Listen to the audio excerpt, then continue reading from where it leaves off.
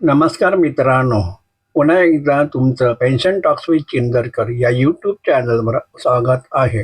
सर्वप्रथम माझ्या चॅनलला सबस्क्राईब, व्हिडिओला लाईक केल्याबद्दल धन्यवाद. असेच आपले सहकार्य असावे ही अपेक्षा करून मी माझ्या पुढच्या भागाला सुरुवात करतो. ही चित्रफित महाराष्ट्र नागरी सेवा निवृत्ती वेतन नियम 1982 व महाराष्ट्र शासनाने वेळोवेळी निर्गमित केलेला शासन निर्णय यावर आधारित आहे. भाग 18.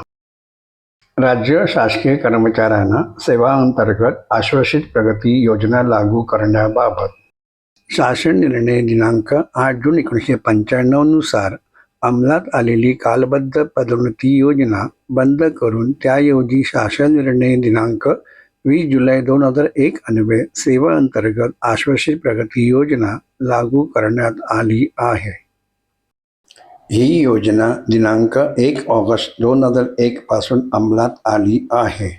योजनेची रूपरेषा ही योजना रुपये 8,000 ते 13,500 व त्याहून कमी वेतन श्रेणीत वेतन घेणाऱ्या अधिकारी व कर्मचाऱ्यांना लागू होईल.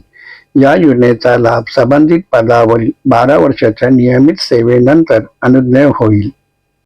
समजा अ.ब.क. यांची नियुक्ती लिपिक अंकलेखक या पदावर दिनांक 1/7/1994 रोजी झाली तर त्यांना 12 वर्षाच्या नियमित सेवेनंतर पात्रतेनुसार सेवा अंतर्गत आश्वासित प्रगती योजनेचा पहिला लाभ दिनांक 1/7/2006 रोजी मिळेल.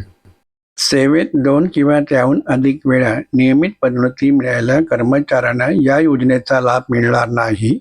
या योजनेअंतर्गत पदोन्नतीच्या पदाची वेतन श्रेणी देय होईल.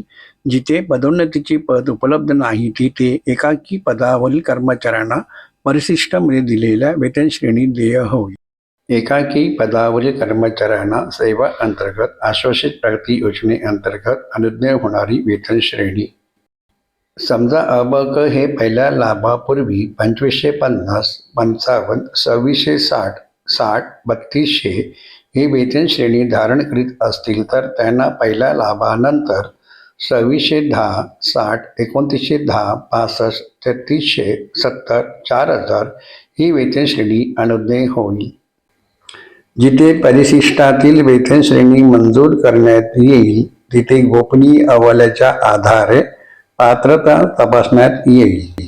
या योजनेअंतर्गत पदोन्नतीच्या पदाची वेतन श्रेणी देय ठरविली असल्याने वरिष्ठ वेतन श्रेणी मिळण्यासाठी पदोन्नतीच्या पदाकरता विहित केलेली अर्हता, पात्रता, ज्येष्ठता, अर्हता परीक्षा, विभागीय परीक्षा या सर्व बाबींची पूर्तता करणे तसेच पदोन्नतीची कार्यपद्धती अनुसरणे आवश्यक आहे. या योजनेचा लाभ संपूर्ण सेवेत फक्त एकदाच मिळेल. ज्या कर्मचाऱ्यांना शासन निर्णय दिनांक 8 जून 1995 शासन निर्णय अन्वये यापूर्वी वरिष्ठ वेतन श्रेणीचा लाभ मिळाला असेल त्यांना या योजनेअंतर्गत पुन्हा लाभ मिळणार नाही. या योजनेअंतर्गत वरिष्ठ वेतन श्रेणी दिल्यावर वेतन निश्चिती नियमित पदोन्नतीप्रमाणे होईल. मात्र त्याच वेतन श्रेणीत नियमित पदोन्नती मिळाल्यावर पुन्हा वेतन निश्चितीचा लाभ देय होणार नाही. नियमित पदोन्नती नाकारलेल्या तसेच नियमित पदोन्नतीस अपात्र ठरलेल्या कर्मचाऱ्यांना या योजनेचा लाभ देय होणार नाही.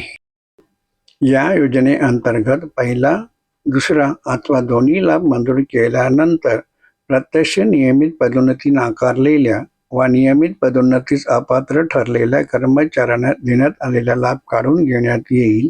अशा दिलेल्या लाभांची वसुली करता येणार नाही. या योजनेखाली देण्यात आलेला लाभ काढून घेतल्यावर संबंधित कर्मचाऱ्याची वेतन निश्चिती जणू काही या योजनेचा लाभ दिले नव्हते असे समजून महाराष्ट्र नागरी सेवा वेतन नियम 1981 मधील नियम 12च्या तरतुदीनुसार करण्यात येईल. दिलेला लाभ काढून घेतल्यावर केलेली वेतन निश्चिती. शासन निर्णय दिनांक 20 जुलै 2001 नुसार कार्यान्वित असलेली सेवा अंतर्गत आश्वासित प्रगती योजना सुधारित स्वरूपात यापुढे सुधारित सेवा अंतर्गत आश्वासित प्रगती योजना या नावाने दिनांक 1/10/2006 पासून अंमलात आली आहे. सुधारित सेवा अंतर्गत आश्वासित प्रगती योजना कमाल वेतन श्रेणी PB3 15,600 ते 39,100 अधिक ग्रेड पे 5,400 पर्यंत वेतन घेणाऱ्या कर्मचाऱ्यांना लागू राहील. सदर योजनेची कार्यपद्धती शासन निर्णय दिनांक 20 जुलै 2001 प्रमाणे राहील. कालबद्ध पदोन्नती सेवा अंतर्गत आश्वासित प्रगती योजनेखालील घेतलेला लाभ हा या योजनेखाली त्या कर्मचाऱ्यांचा पहिला लाभ समजण्यात यावा. समजा अ ब क हे शासकीय सेवेत दिनांक 2/1/1982 रोजी रुजू झाले. त्यांना शासन निर्णय दिनांक 8/6/1995 अन्वये कालबद्ध पदोन्नती योजनेअंतर्गत पहिला लाभ दिनांक 1/10/1994 रोजी मंजूर करण्यात आला. आणि समजा ABC हे शासकीय सेवेत दिनांक 13/12/1988 रोजी रुजू झाले. त्यांना सेवा अंतर्गत आश्वासित प्रगती योजनेचा पहिला लाभ शासन निर्णय दिनांक 20/7/2001 अन्वये दिनांक 1/8/2000 रोजी मंजूर करण्यात आला. हे दोन्ही लाभ पहिला लाभ समजण्यात यावा. त्यामुळे अ ब क यांना दुसरा लाभ दिनांक 1/10/2006 रोजी तर ABC यांना दुसरा लाभ दिनांक 1/8/2013 रोजी मिळेल. आपण पहिल्यांदा माझा चॅनल पाहत असाल तर चॅनलला सबस्क्राईब, व्हिडिओला लाईक करा. तसेच पूर्ण माहितीसाठी व्हिडिओ स्किप न करता तो शेवटपर्यंत पहा. ठराविक सेवा कालावधीनंतर संबंधित पदाच्या कर्तव्य व जबाबदारीत वाढ न होता कार्यात्मक व तत्सम उच्च वेतन संरचनेचा मंजूर करण्यात आलेला येणारा लाभ हा या योजनेखालील पहिला लाभ समजण्यात यावा. उदाहरणार्थ शासन निर्णय दिनांक 27/2/2006 नुसार दिनांक 1/10/2003 पासून विधानमंडळ मंत्रालयातील कक्ष अधिकारी यांना 4 वर्षाच्या नियमित सेवेनंतर देण्यात येत असलेली कार्यात्मक वेतन संरचना. कर्मचाऱ्यास या योजनेचा लाभ मिळण्यापूर्वी 1 अथवा 2 वेळा प्रत्यक्ष पदोन्नती मिळाली असेल व त्यानंतर पदोन्नती साखळीत पुढे पदोन्नतीचा सहवर्ग उपलब्ध नसेल तर तो ज्या पदाच्या वेतन संरचनेत वेतन घेत आहे ते पद जणू काही एकाकी पद आहे असे समजून त्याला एकाकी पदात ज्याप्रमाणे या योजनेचा लाभ मंजूर करण्यात येतो त्याप्रमाणे पहिला लाभ मंजूर करण्यात येईल. पहिल्या लाभानंतर 12 वर्षाची नियमित सेवा पूर्ण केलेल्या कर्मचाऱ्यास पदोन्नतीच्या पदाची वेतन संरचना दुसरा लाभ म्हणून मंजूर करण्यात येईल.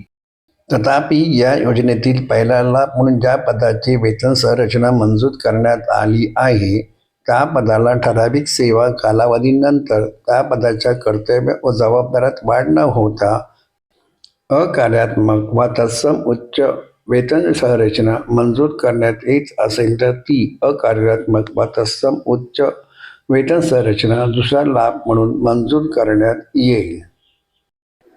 दुसरा लाभ मंजूर केल्यानंतर पहिल्या लाभाप्रमाणे पदोन्नतीच्या नियमनानुसार विकल्प देण्याची मुभा देऊन वेतन निश्चिती करण्यात येईल. कार्यात्मक पदोन्नतीनंतर पुन्हा वेतन निश्चितीचा लाभ देय राहणार नाही.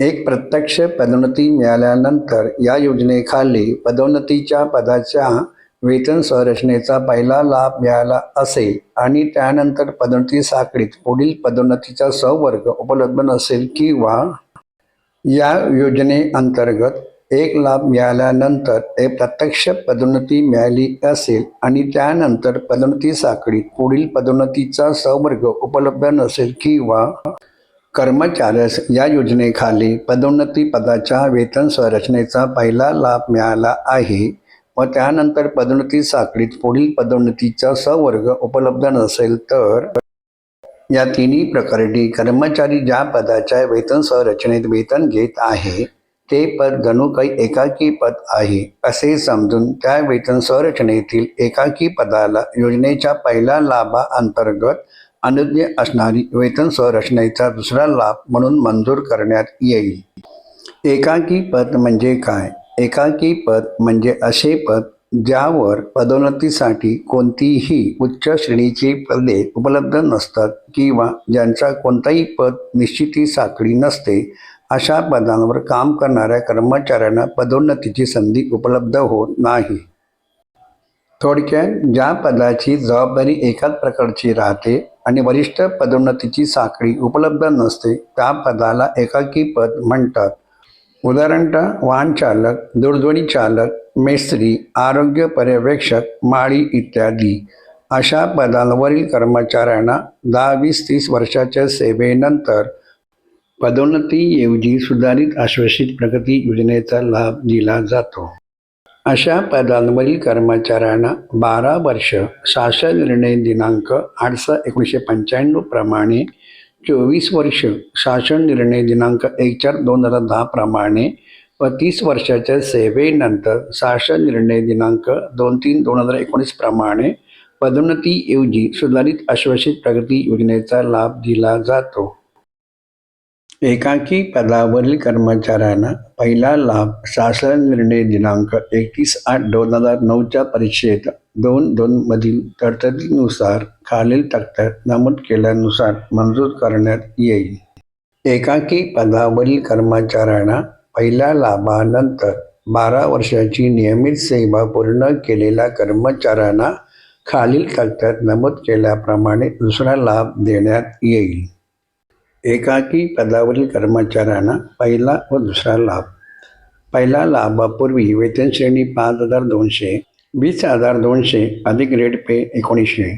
पहिल्या लाभानंतर ग्रेड पे ₹1900 अधिक 200 बरोबर ₹2100 होईल, शासन निर्णय दिनांक 31/8/2009 प्रमाणे. दुसऱ्या लाभानंतर ग्रेड पे ₹1900 अधिक 200 अधिक 450 बरोबर ₹2550 होईल, शासन निर्णय दिनांक 5/2010 प्रमाणे. समजा अ हे शासन सेवेत दिनांक 13/5/1985 रोजी वाहनचालक या पदावर रुजू झाले. वाहनचालक हे पद एकाकी पद असल्याने अ यांना दिनांक 13/5/1997 रोजी सुधारित सेवा अंतर्गत आश्वासित प्रगती योजनेचा पहिला लाभ देण्यात येईल. तर दिनांक 13/5/2009 रोजी त्यांना सुधारित सेवा अंतर्गत आश्वासित प्रगती योजनेचा दुसरा लाभ देण्यात येईल. त्यांच्या सेवेला 30 वर्ष दिनांक 13/5/2015 रोजी पूर्ण होईल, पण सुधारित सेवा अंतर्गत आश्वासित प्रगती योजनेचा तिसरा लाभ त्यांना दिनांक 1/1/16 रोजी मिळेल. सुधारित सेवा अंतर्गत आश्वासित प्रगती योजना दिनांक 1/10/2006 पासून लागू राहील, परंतु 1/10/2006 ते 31/3/2010 पर्यंत काल्पनिकरित्या वेतन निश्चिती करून प्रत्यक्ष लाभ दिनांक 1/4/2010 पासून देण्यात येतील, मात्र थकबाकी अनुदेय असणार नाही. ही चित्रफीत आपणास उपयुक्त होईल अशी मी आशा करतो. आपणास काही शंका किंवा प्रश्न विचारायचे असतील तर जरूर विचारा, मी त्यास उत्तर देईन. आपले प्रश्न कॉमेंट्स बॉक्समध्ये लिहा आणि आपला अभिप्राय जरूर कळवा. हा व्हिडिओ आपल्या माहितीसाठी तयार केलेला आहे. आवडला असेल तर न चुकता न विसरता लाईक करा आणि सबस्क्राईबसुद्धा, जेणेकरून पुढील भागात नोटिफिकेशन आपणास येईल. आपणा सर्वांना चांगले आरोग्य लाभो हीच सदिच्छा व्यक्त करून मी आपली रजा घेतो. धन्यवाद.